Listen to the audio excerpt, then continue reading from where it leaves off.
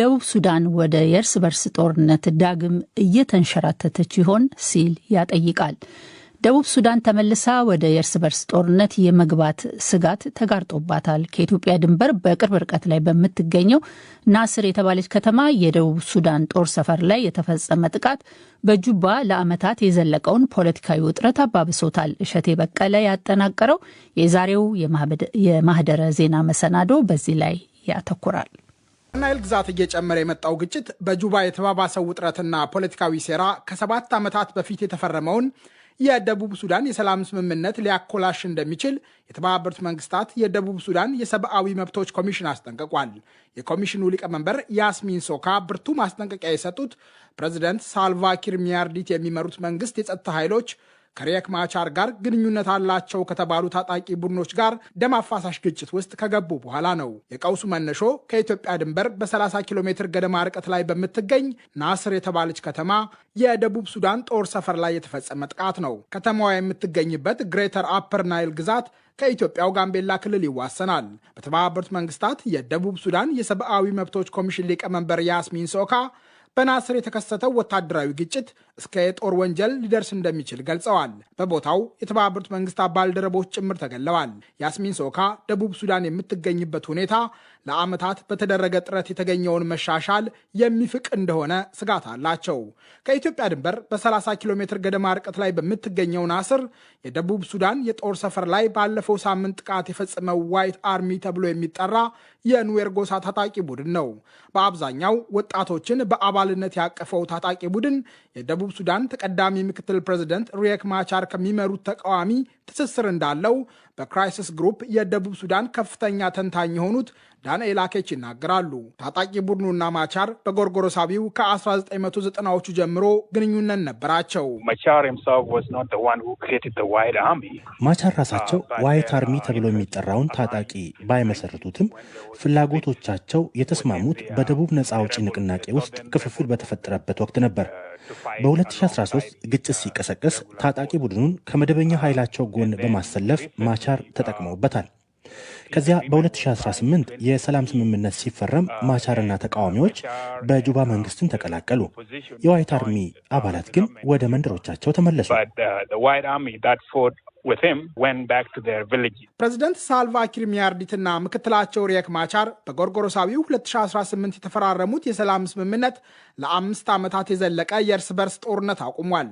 በምስራቅ አፍሪካ በይነ መንግስታት ድርጅት ወይም ኢጋድ አመቻችነት የተፈረመው የሰላም ስምምነት ሁለቱ ተፋላሚ ኃይሎች ታጣቂዎቻቸውን አዋህደው አንድ ብሔራዊ ጦር እንዲመሰርቱ፣ አዲስ ህገ መንግስት እንዲጻፍና በደቡብ ሱዳን ምርጫ እንዲካሄድ ያቀደ ነበር። ይሁንና በስምምነቱ የተካተቱ ጉዳዮች አንዳቸውም ተግባራዊ ሳይሆኑ በአካባቢያዊና የጎሳ ታጣቂ ቡድኖች ግጭት በተለያዩ የሀገሪቱ ክፍሎች ሲታዩ ቆይተዋል። ቀድሞም የሻከረውን የኪርና የማቻር ግንኙነት ወደ ሌላ ውጥረት የመራው ግን በአፐር ናይል ግዛት በምትገኘው ናስር ካውንቲ ግጭት ሲደጋገም ነበር። በግዛቲቱ የሚገኙ ታጣቂዎችን የመንግስት ወታደሮች በግዳጅ ትጥቅ ሊያስፈቱ ነው የሚል ጉምጉምታ ስጋት ፈጥሮ እንደነበር የሰብአዊ መብት ተሟጋቹ ሂውማን ራይትስ ዎች አስታውቋል። በተለይ ከየካቲት አጋማሽ ጀምሮ በታጣቂዎቹና በደቡብ ሱዳን ጦር መካከል ተደጋጋሚ ግጭቶች ተከስተዋል። ውጥረት ባየለበት ወቅት ፕሬዚደንት ሳልቫ ኪር ማያርዲት ተግባራዊ ያደረጓቸው እርምጃዎች ለቀውሱ መባባስ አስተዋጽኦ እንዳላቸው በክራይሲስ ግሩፕ የደቡብ ሱዳን ከፍተኛ ተንታኝ የሆኑት ዳንኤል አኬች ይናገራሉ። ፕሬዚዳንቱ ካለፈው ዓመት መጨረሻ ጀምሮ የጸጥታ መዋቅሩን መልሰው እያደራጁ ነበር። በየካቲት ቁልፍ የመንግስት ባለስልጣናትን አባረሩ። የተወሰኑ ባለስልጣናት መባረር የሱዳን ህዝቦች ነፃ አውጪ ንቅናቄ በተቃውሞ ወይም SPLM-IO መሪ በሆኑት ሪየክ ማቻር በ2018 የተፈረመውን የሰላም ስምምነት እንደጣሰ ተቆጥሯል። ኪር የጥምር መንግስቱ አካል የሆኑት ማቻርን ሳያማክሩ የወሰዷቸው ለውጦች በአገሪቱ ምዕራብ በሚገኘው ባህር ኤልጋዛል ግዛት ግጭት ቀስቅሷል። ከዚህ በተጨማሪ በተለያዩ ቦታዎች የሰፈሩ የጦር አባላትን ለመቀየር ያሳለፉት ውሳኔ ተቀባይነት አላገኘም። በአንድ የጦር ሰፈር የተመደቡ ወታደሮችን ወደ ሌላ ማዛወር በጦር ሰራዊቱ ውስጥ የተለመደ አሰራር እንደሆነ የተናገሩት ፕሬዚደንት ሳልቫ ኪር ፖለቲካዊ እንዲሆን ተደርጓል ሲሉ ተደምጠዋል። በተለይ የዛሬ ሳምንት ማክሰኞ ዕለት ሬክ ማቻር ከሚመሩት ተቃዋሚ ጋር ግንኙነት እንዳላቸው የሚነገርላቸው የኑዌር ታጣቂዎች የፈጸሙት ጥቃት ቀውሱን አባብሶታል። በአፐር ናይል ለተፈጠረው ነገር ቀስቃሹ ይሄ ነው። ምክንያቱም ናስር ወታደሮች ከሚቀያየሩባቸው ቦታዎች አንዷ ሆና ተመርጣ ነበር። ወደ ቦታው የተላኩት ቀድሞ ከሱዳን ህዝቦች ነፃ አውጪ ንቅናቄ በተቃውሞ ጋር ግንኙነት የነበራቸውና ከ2013 እስከ 2018 በተካሄደው የደቡብ ሱዳን የእርስ በርስ ጦርነት ወቅት አሰላለፋቸውን በመቀየር ለመንግስት የወገኑ አዛዦችና ጀነራሎች ናቸው። በናስርና በኡላንግ የሚገኙ የኑዌር ማህበረሰብ አባላት ይዋጓቸው የነበሩ የቀድሞ ጀነራሎች ወደ አካባቢያቸው ተመልሰው ሊመጡ መሆኑ ሲሰሙ ተቃውሞ በረታ። የጥቃቱ ገፊ ምክንያት በአካባቢው ሰፍረው የነበሩ ወታደሮች ለመቀየር የተላለፈው ውሳኔ ነው። ከጥቃቱ በኋላ የሳልቫኪር ሚያርዲት መንግስት ለማቻር ቅርበት ያላቸው በርካታ ባለስልጣናትን በቁጥጥር ስር አውሏል። በቁጥጥር ስር ከዋሉት መካከል ለማቻር ታማኝ እንደሆኑ የሚነገርላቸው የደቡብ ሱዳን ጦር ሰራዊት ምክትል አዛዥ ጀነራል ጋብርኤል ዱፕ ይገኙበታል። የማቻር አጋርና የፔትሮሊየም ሚኒስትሩ ፖት ካንግ ቾል ከነጠባቂዎቻቸውና ቤተሰቦቻቸው በቁጥጥር ስር ውለዋል። የሰላም ግንባታ ሚኒስትሩ ስቴፈን ፖል ኮል ባለፈው ሐሙስ ከቢሮአቸው በወታደሮች ከተወሰዱ በኋላ አርብ ዕለት ተለቀዋል። በኬንያ የደቡብ ሱዳን አምባሳደር ሞኒካ አቾል አቤል በአንጻሩ ተባረዋል። የሱዳን ህዝቦች ነፃ አውጪ ንቅናቄ በተቃውሞ ቃል አቀባይ ፖል ማይ ዲንግ የፕሬዝዳንት ኪር እርምጃዎች በሰላም ስምምነት ፈራሚዎቹ መካከል የነበረውን እምነት ሸርሽሯል ሲሉ ከሰዋል። የደቡብ ሱዳን የውሃ ሀብት ሚኒስትር ሆነው የሚያገለግሉት ፖል ማይ ዲንግ የኪር እርምጃዎች አጠቃላይ ስምምነቱን አደጋ ላይ ጥለዋል በማለት አስጠንቅቀዋል። በአፐር ናይል ግዛት በሚገኘው የጦር ሰፈር ላይ ጥቃት ከተፈጸመ በኋላ በቦታው የሚገኙ ወታደሮችን ለማውጣት የተደረገው ጥረት በርካታ ፈተናዎች ገጥመውታል። ኪርና ማቻር በጦር ሰፈር ውስጥ የቀሩ ወታደሮች ስለሚወጡበት ሁኔታ ቢነጋገሩም ጥረቱ ስኬታማ አልነበረም። የደቡብ ሱዳን ብሔራዊ ጦር አባላትን ባለፈው ሳምንት በተባበሩት መንግስታት የሰላም አስከባሪ 2 ሄሊኮፕተሮች ለማውጣት ሲሞከር አንድ የጦር ጀነራልና በርካታ ወታደሮች መገደላቸውን በደቡብ ሱዳን የተባበሩት መንግስታት ተልዕኮ አስታውቋል። የጦር ጀነራሉንና የወታደሮቹ ሞት ለሀገራቸው ህዝብ ያረዱት ፕሬዝደንት ሳልቫኪር ለተፈጠረው ኩነት ምክትላቸውን ወንጅለዋል። በእርግጥ ከቀውስ አፋፍ ላይ የምትገኝ ሀገራቸውን ለማረጋጋት መሞከራቸው አልቀረም። Fellow citizens, I'm appealing to you to remain calm. ወገኖቼ እንድትረጋጉ ማጸናለሁ። ደጋግሜ እንዳልኩት ሀገራችን ተመልሳ ወደ ጦርነት አትገባም። ማንም ህግን ወደ እጁ ሊያስገባ አይገባም። እኔ የምመራው መንግስት ይህን ቀውስ ይወጣዋል። በሰላም መንገድ በጽናት እንቆማለን።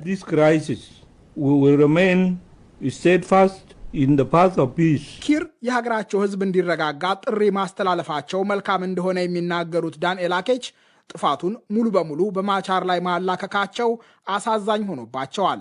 አኬች እንደሚሉት በናስር ለተባበሩት መንግስታት ባልደረቦች 27 ወታደሮችና ለሜጀር ጀነራል ማጁር ዳክ ግድያ ተቀዳሚ ምክትል ፕሬዝዳንቱ ቢወነጀሉም ማቻር ግን ዋይት አርሚ ተብሎ በሚጠራው ታጣቂ ቡድን ላይ ተጽዕኖ ማሳደር የሚችሉበት ተሰሚነት ያላቸው አይመስልም። ጉዳዩን የሚያወሳስበው በናስር ከተከሰተው ግጭት በኋላ አንጻራዊ መረጋጋት ቢኖርም አኬች እንደሚሉት ሌሎች ሁከት ሊፈጥሩ የሚችሉ በርካታ ጉዳዮች መኖራቸው ነው።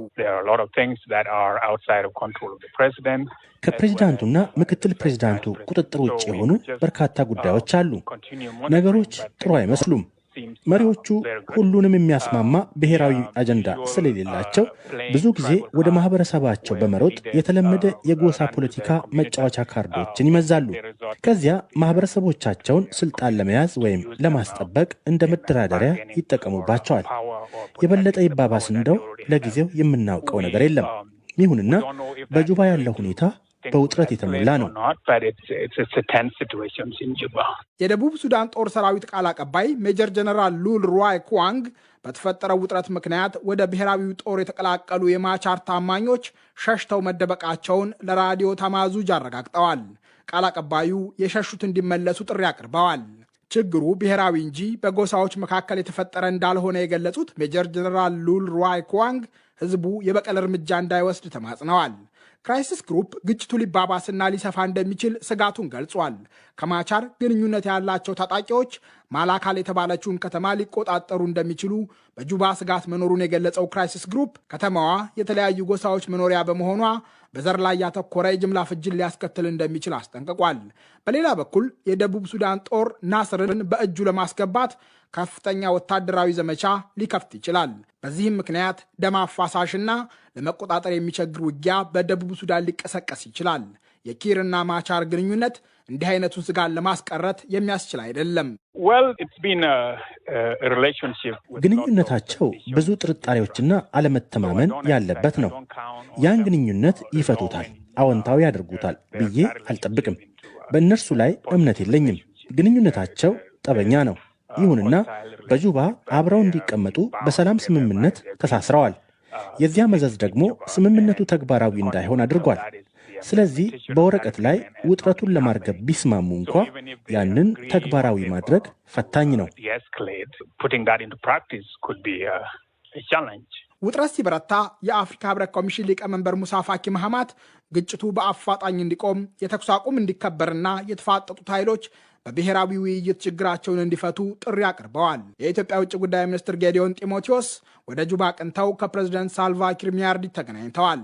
ወጣቱ ዲፕሎማት ወደ ጁባ ሲያቀኑ የብሔራዊ መረጃና ደህንነት አገልግሎት ዋና ዳይሬክተር ሬድዋን ሁሴንና የፌዴራል ፖሊስ ኮሚሽነር ደመላሽ ገብረ ሚካኤል ማስከተላቸው ጉዳዩ ከኢትዮጵያ በኩል የተሰጠውን ከፍ ያለ ትኩረት የሚያሳብቅ ነው። የሶማሊያው ፕሬዝደንት ሐሰን ሼክ ማህሙድና የኬንያው ፕሬዝደንት ዊሊያም ሩቶ ኪርና ማቻርን ካነጋገሩ በኋላ ሁለቱ መሪዎች ሰላም ለማውረድ እንዲነጋገሩ ጥሪ አስተላልፈዋል።